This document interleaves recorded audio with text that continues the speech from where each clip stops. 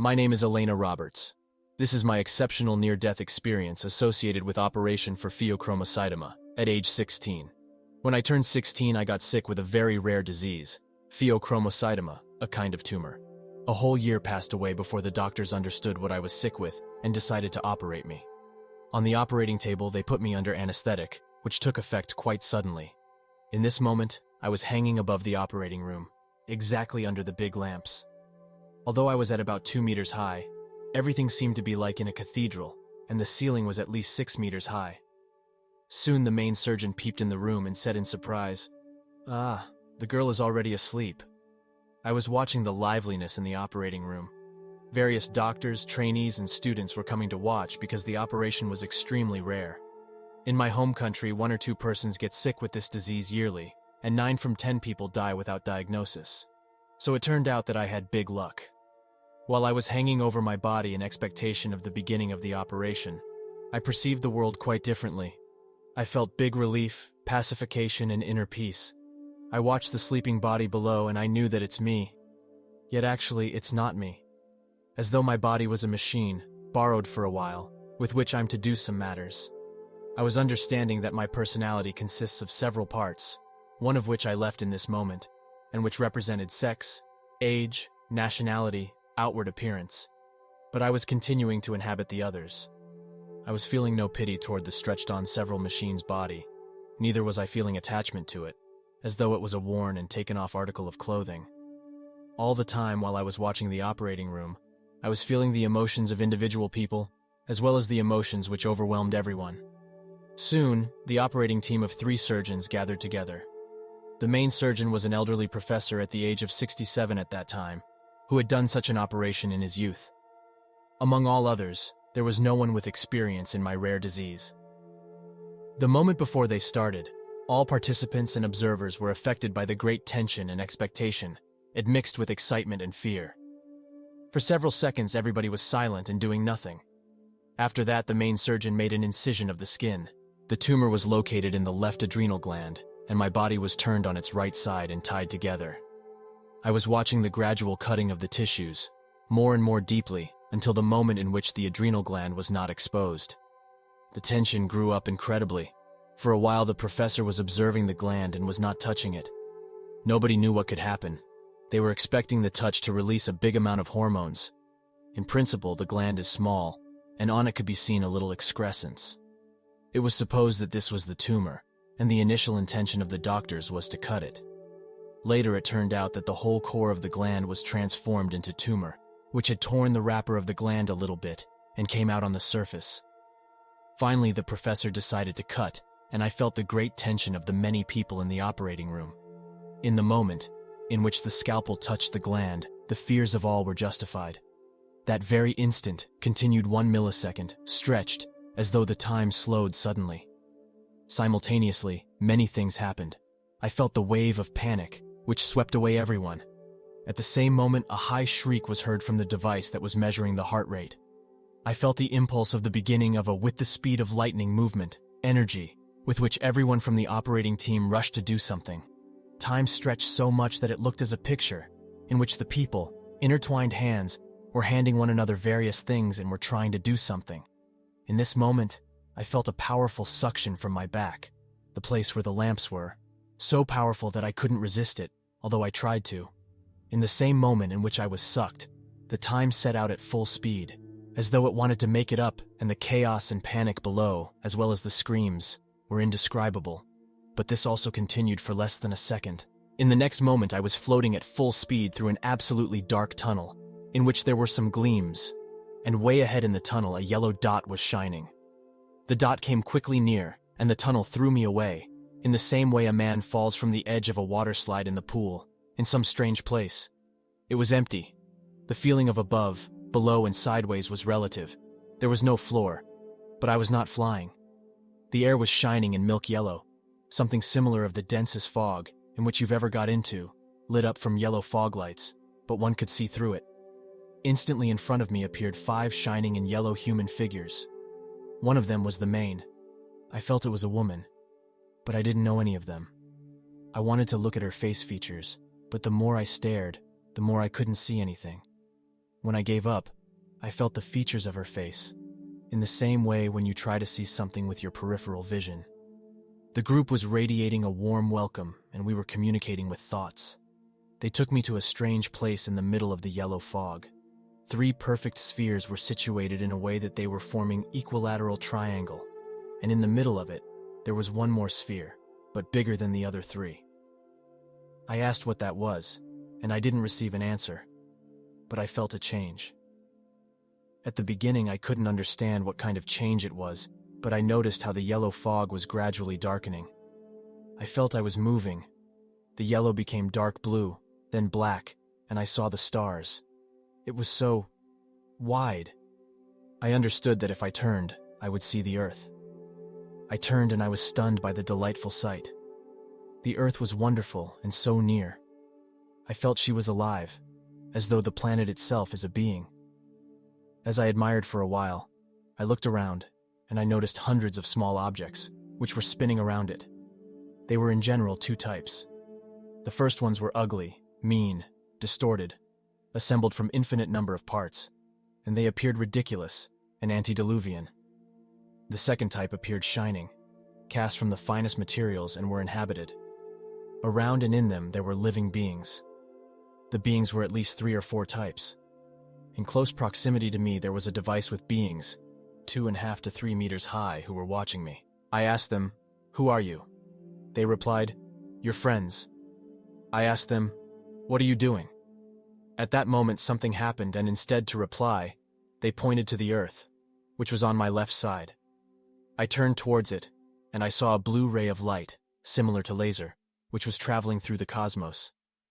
It was strange that it had a beginning and an end, like a train, and not as a ray of light, whose beginning and end cannot be seen. The ray reached the Earth, went through it, and continued through the cosmos. The Earth began to glow in a wonderful blue halo. I felt that a grand, significant event has happened, which is good. I felt a big liveliness on Earth, like an awakened beehive. I felt the spiritedness, happiness, pacification, and enthusiasm simultaneously, which were gushing out of the beings on Earth. In this moment, I felt how the gravity pulled me back to Earth. I managed only to wave the high beings goodbye, and they returned with a smile. The feeling of a smile is more accurate. I flew towards the Earth, and it was a little bit strange and quite exciting, and in a moment, while I was traveling at very high speed, I found myself in the yellow fog, without falling and landing. Generally, the space in that place was quite relative, and the feeling of time was obscure. The group was staying aside, and I was watching how 2 boys at the age of 7 and 14 were welcoming me. The boys took me to another strange place, a natural picture, which was like a model in the yellow fog. But when you enter the model, everything is quite true and real. I found myself in the middle of a hilly area by the side of a moderately big lake. It was early autumn. We sat down on the shore of the lake and were watching nature. The leaves of the trees became yellow, then fell off. It rained, turned foggy. This continued for a long time. The rain stopped and it snowed. The lake froze. It snowed for a very long time. Then the snowfall stopped, and for years and years everything was frozen. It was an extremely long winter. Finally, drops and brooks ran, and the lake deafeningly started to crackle while the ice was melting. I wondered very much because I've never heard such a crackle in my life. The spring came, everything bloomed. Then came the sweltering summer with many insects, and it became again an early autumn. Until now, I don't understand the meaning of this yearly cycle of the seasons. Then the kids pointed away at the right side of the lake, which was passing under a hill, and on the way a very tall person was walking. A real giant, slightly stooping and about 1.80 meters high. Probably it sounds funny, but this is how I perceived him. The man was between 40 to 45 years old, and was leading a horse with a cart. He was returning from a 2 or 3 day journey to a neighboring city, where he went to sell something. He was walking thoughtfully and despondently, and he was watching his legs. It grew dark. Suddenly, as though I was this man, I was watching the world through his eyes. He had a small woman and 8 kids, and the last kid was newborn. He was a poor peasant, who hardly supported his family, but among all peasants, he was considered to be in the middle class. His native language was German, but he also spoke French well. He was living outside of the city, and cultivated the earth. I understood all of this when I started watching through his eyes. He went round the hill, and in front of him a vast plain revealed itself, in the middle of which was an ugly, gray, depressive city. From our point of view, small. The historical time was the Middle Ages. He reached the city and entered.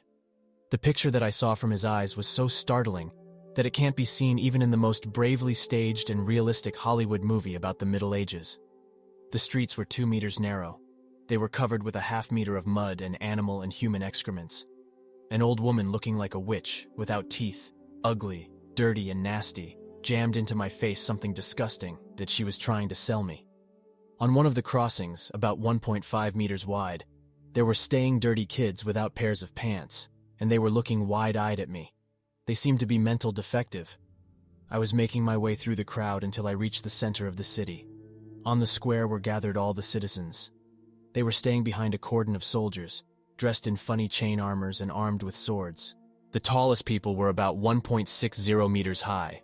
In the middle of the square, 4 gallows were erected. The people who were about to be hanged had ropes around their necks. In this moment, the man, through which eyes I was looking, saw that on the gallows was staying his own 14-year-old son, one of the kids that was accompanying me. In this moment they were hanged. The man, I, left the reins of the horse, roared and rushed off to the gallows.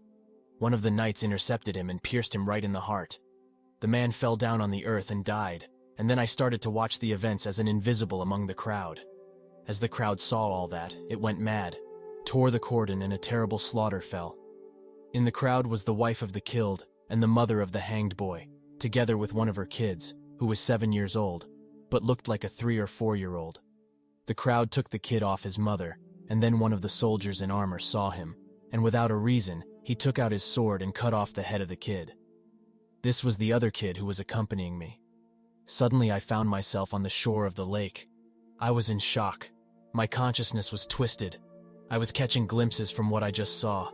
I was crying and shivering. Although I hadn't a physical body, this is how I felt it. The kids were soothing me for a very long time, until I came to my senses. When I regained consciousness, they got me out of the model, and I found myself in the yellow fog. The group was there and was waiting for me. Then suddenly it grew dark, as though somebody turned off the light of the fog. I became very frightened, but I became more frightened when I saw that the people in my group panicked. I panicked also. I started shouting, "What is going on? What is going on?" The others were only looking at me horrified. I felt that in that very moment something bad will happen to me, that my destiny was to be determined. Nobody answered me. Everyone was staying horrified. Then I heard a voice from far away, very far away. "Calm down. Everything will be fine. Everything is all right." I listened to the voice, and I calmed down a little bit. After a while it became bright again, and I saw how the group recovered its breath with a huge relief. Later, when I told this to my parents, my mother started crying and said that during the whole operation she was speaking inwardly to me the same words.